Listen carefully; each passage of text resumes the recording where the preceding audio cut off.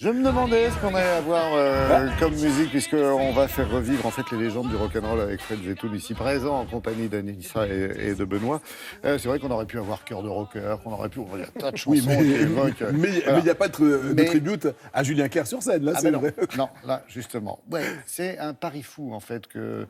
Richard Walter, un producteur qui doit avoir une petite soixantaine d'années, qui est bien connu dans le métier, qui a entre autres produit pendant des années, qui produit toujours Patricia Cass, qui a envie de vivre ses rêves d'adolescent, de revivre ses rêves d'adolescent.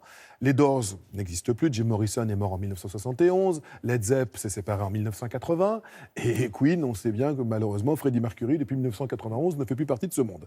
Eh bien, il est allé chercher, il y a une vraie culture aux États-Unis des tribute bands. Les tribute bands, c'est quoi? C'est des groupes qui se montent et qui font, en fait, c'est des groupes pas forcément de sosies physiques, mais de sosies vocaux. C'est la même empreinte. Ça marche bien, ça, empreinte. aussi, en France. Alors, en France, un petit peu moins bien, mais aux États-Unis, il y a carrément le top 20 des meilleurs tributes. Et il a pris, parmi le top 20, les 3 groupes qui l'intéressaient. Il a mis des mois et des mois à les trouver. Il les a castés d'abord sur Internet. Ensuite, il a fait des voyages pour aller les voir sur scène, pour voir s'il avait l'émotion, s'il avait l'impression de retrouver Jimmy Page ou Robert Plant sur scène. Ouais. Et c'était à l'Olympia il y a quelques jours. C'est partout en France. Les dates, vous allez les voir défiler dans tous les zéniths. C'est très étonnant. Moi, j'y suis allé de manière extrêmement circonspecte. Je me suis dit, bon, franchement, trois groupes de sosies. Et bon, alors vous les interviewez, vous voyez arriver Gary Mullan qui joue en fait le rôle de Freddie Mercury, et vous le voyez arriver dans sa loge, et vous vous dites, si lui c'est Freddie Mercury, moi je suis la reine d'Angleterre, à peu près. Mais vous êtes la reine d'Angleterre. Il manque la couronne quand même. Et puis il ressort de sa loge, et là vous voyez un truc étonnant, c'est-à-dire que le mec commence à marcher, à parler comme lui. Regardez, c'était à l'Olympia il y a quelques jours, vous allez voir. Riders on the storm. Riders on the storm. Into this house we're born. Into this world we're thrown. Le concept de rock légende est né avant tout donc par ma passion de la musique des années 70 et de groupes légendaires comme justement Led Zepp et les Doors. Un jour, j'ai été invité par un ami qui m'a dit « Il faut que tu viennes dans un pub à Londres. Il y a un groupe qui joue Led Zepp et toi qui es fan, c'est hallucinant, tu vas voir Led Zepp vivant sur scène. » Et quand la lumière s'est éteinte, j'ai vu sur scène Jimmy Page et Robert Plant. Et là, je me suis dit « Waouh !»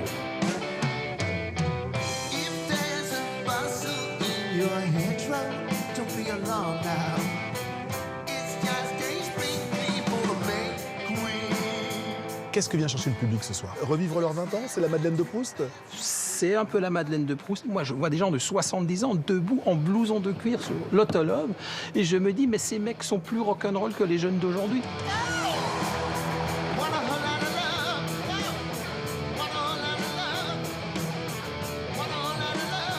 Il faut que et l'artiste interprète et le groupe aient un niveau technique et musical phénoménal. Parce que moi, je peux me déguiser en Freddie Mercury, mais quand je vais commencer à chanter, ça va pas le faire.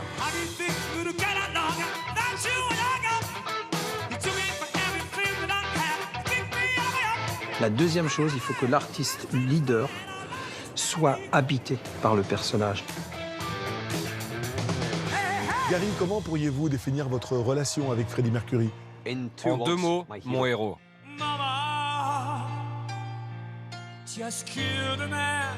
J'avais 4 ans quand je l'ai vu à la télé et je me suis dit, mais ce gars est incroyable. Voir quelqu'un arriver sur scène et dire « Voilà, c'est moi, je vais chanter et vous allez adorer ça », je voulais être ce gars-là.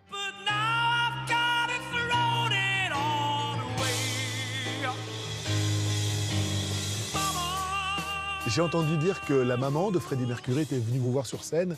Qu'est-ce qu'elle vous a dit? Elle m'a demandé un autographe parce qu'elle tient tout un recueil de souvenirs pour Freddie. Alors j'ai dit « Ok, merci ».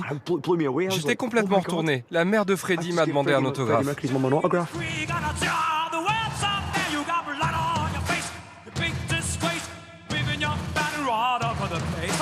Ce qui est génial dans Rock Légende, c'est que, j'ai l'impression d'être Dieu, puisque je ressuscite les idoles de ma vie l'espace d'un soir.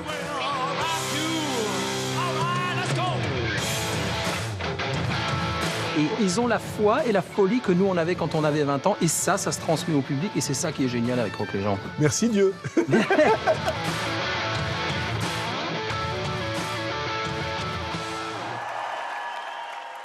Étonnant, non? Ouais, on reste sans voix. Alors, et ne croyez pas que dans la salle, il n'y a que des gens avec des cheveux gris, quoique les cheveux gris, ça donne un certain beaucoup de charme, n'est-ce pas? C'est pas moi qui vous dirai le contraire. Il y a aussi les enfants qui viennent avec leurs parents, c'est-à-dire qu'ils ont écouté ça, bercés dans leur biberon par ce genre de musique, et ils viennent découvrir. Franchement, c'est étonnant. Il faut vivre cette expérience une fois dans sa vie, franchement. C'est à savoir qui emmène qui, quoi. C'est toute la Bah là, je question. pense que j'ai une petite idée.